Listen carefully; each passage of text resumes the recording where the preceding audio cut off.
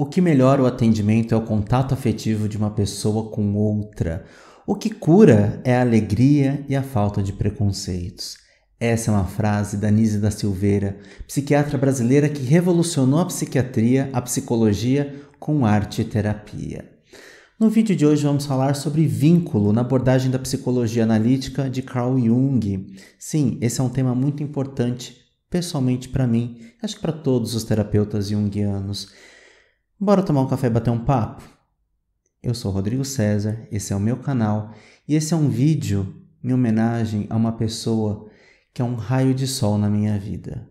You are my sunshine, my only sunshine. You make me happy when skies are gray. You never know, dear, how much I love you. Please don't take my sunshine away. Para quem está chegando agora, receba as minhas boas-vindas. Para quem está retornando, boas-vindas novamente. Eu sou psicólogo da abordagem da psicologia analítica que foi fundada pelo Carl Gustav Jung, um psiquiatra suíço. Mas falar Carl Gustav eu acho tão difícil que eu acabo brincando e falando que é o Carlos Gustavo mesmo.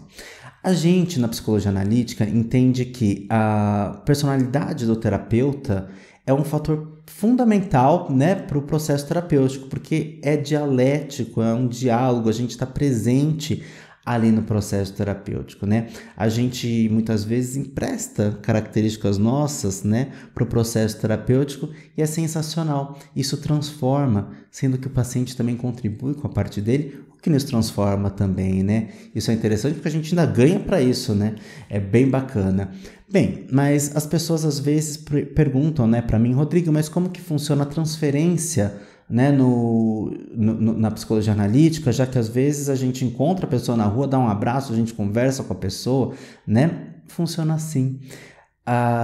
O Jung coloca, né, ele faz um comparativo da transferência com as imagens do Rosarium Philosophorum, que é o Rosário do Filósofo, que são uma sequência de 10 imagens alquímicas, né?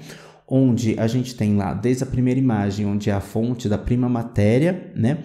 E aí tem um encontro, né? Já surgem o rei e rainha, onde começa a questão do encontro, e chega lá no final, onde tudo está transformado. Essa é uma alegoria, né, uma metáfora, uma questão simbólica para a gente entender não só o próprio processo terapêutico em si, mas as relações entre as pessoas e também a relação da gente com a gente mesmo. Então, quando a gente para e pensa, né, o que é o afeto? O afeto é esse contato afetivo, essa troca, esse acolhimento, né, é o estar junto. Muitas vezes a gente acaba até falando exemplos pessoais, não que sejam exemplos, né, situações pessoais onde a gente acaba construindo, né, ali algumas situações, porque o nosso inconsciente, a nossa história, traz ali também algumas questões para colaboração com o processo terapêutico. Isso causa estranheza para algumas pessoas, mas a gente na psicologia analítica, a gente é terapeuta que está presente, a gente está junto, né? Por quê? Não que a gente seja exemplo, como eu disse, né? Mas a gente tem ali ingredientes, vamos pensar dessa maneira, para colocar no caldeirão e a gente transformar ali a nossa alquimia. E eu acho que é tão interessante, né, esse ponto de vista, porque desde lá de antigamente, quando eu me formei, né, eu era da abordagem da Gestalt terapia, que também não é uma abordagem transferencial, né? A Gestalt terapia não tem essa questão da transferência, então a gente acaba trabalhando ali é uma abordagem dialógica, como coloca o Fritz Perls, né? E a gente acaba estando presente também, conversando, né? Tendo essa interação. E já Jung coloca dessa forma também, onde muitas vezes a gente acaba emprestando até imagens do nosso inconsciente, de que maneira, por exemplo, às vezes a gente está ali no processo terapêutico, tem uma interpretação de sonhos, que a gente chama, na verdade, de ampliação de sonhos ou análise de sonhos, né?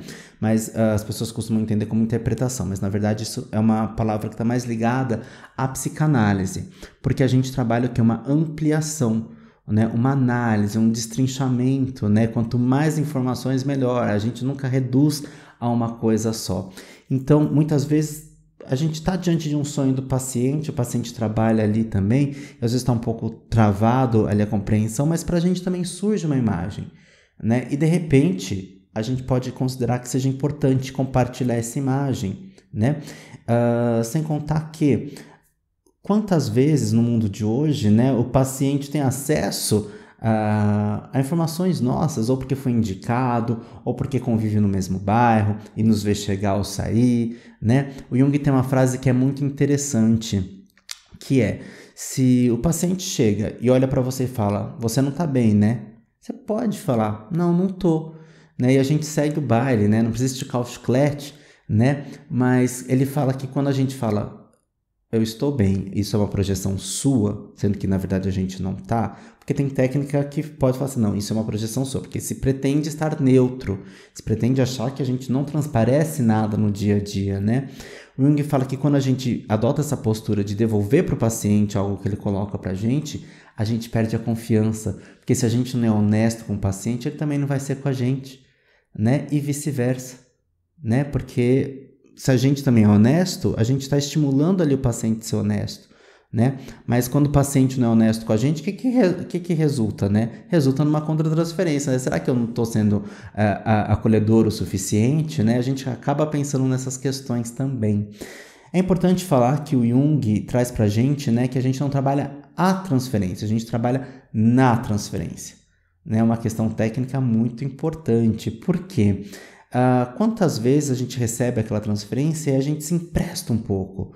A gente nem sempre retira essa transferência. O Jung fala assim, algumas transferências a gente não tira de imediato, porque aquela transferência é a única coisa que o paciente tem para se agarrar naquele momento. E se a gente tira essa transferência de imediato, sinalizando, olha, você transferiu e tudo mais, esse paciente pode inclusive vir a dissociar. O que é verdade, né? A gente pode pensar nessa situação também. Mas eu quero falar para vocês, né, que essa frase da Nise da Silveira é muito interessante, a frase que eu falei lá no início do vídeo, né, que tá aqui, ó, o que melhora o atendimento é o contato afetivo de uma pessoa com outra. Não necessariamente, né, os pacientes vão virar muito próximos da gente, mas vamos pensar no campo terapêutico. Como que é quando a gente chega para contar os nossos segredos maiores e a gente não sente um afeto da outra pessoa? Né? A gente não se sente acolhido pela outra pessoa. A gente vai falando meio cheio de dedos, né? E é claro que a gente sabe também que o afeto, ele não vai se dar sempre com todo mundo, nem da mesma forma, e nem sempre vai se dar. Porque a gente não pode esquecer que tem ali não só os conscientes se conversando, né? Como a gente está aqui, por exemplo, agora, eu falando conscientemente com você. E se você estivesse aqui na minha frente, você estaria falando conscientemente comigo. Mas a gente também estaria com os nossos inconscientes conversando, o que através do vídeo pela teoria junguiana pode acontecer também. Mas mais que isso, tem a relação do meu consciente com o seu inconsciente e do seu consciente com o meu inconsciente. Então, é um diagrama que eu vou colocar a imagem aqui, né, como que pode ser feito isso, né, como pode ser compreendido isso, né, o consciente conversando com o consciente, o inconsciente com o inconsciente e os conscientes com os inconscientes e vice-versa, né? Então tem essa relação. O processo transferencial é muito dessa maneira também. Então a gente para e pensa assim, quem sou eu no processo terapêutico?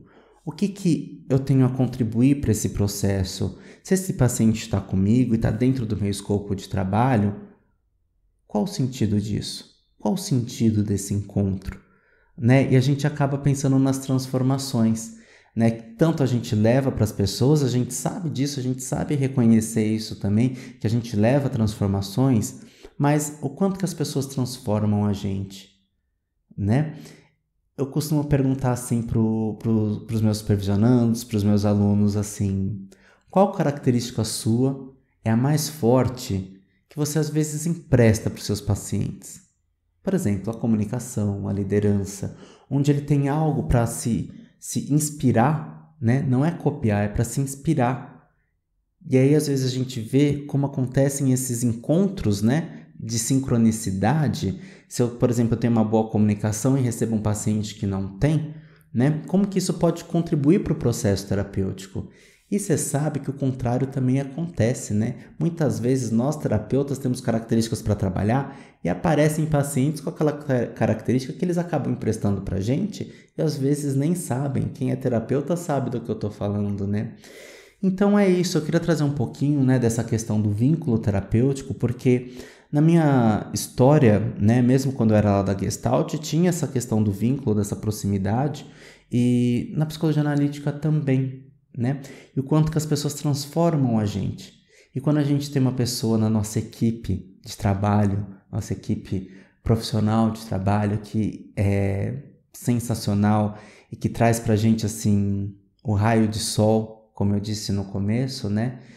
A gente é eternamente grato, eternamente grato. Acho que não sei se existe outra palavra, né? Porque é isso.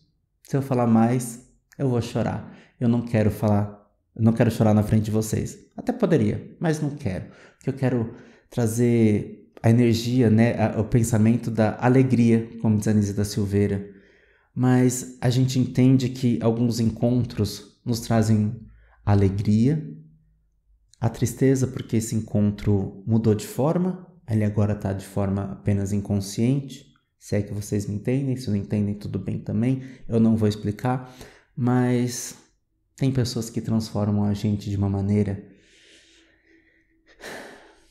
que só quem vive sabe, como diz o meme. Ai, Gabi, só quem viveu sabe. Então, esse é um vídeo menos técnico, mais no campo da conversa pessoal aqui com vocês, da conversa do terapeuta com quem é leigo, da conversa do terapeuta com quem é terapeuta, né? Dessa troca. Então pensa nisso. Você que é terapeuta, qual característica sua você acaba emprestando para os seus pacientes? E pensa também em cada um deles com essa pergunta. Pensa também em cada um deles o que cada um deles está contribuindo para o seu próprio processo. É interessante pensar dessa forma, porque a gente sai o quê? Da identificação com a persona de terapeuta, onde a gente está lá longe, ou identificado com aquela pessoa que promove a cura, para uma pessoa que troca, né? Para uma pessoa que está ali junto.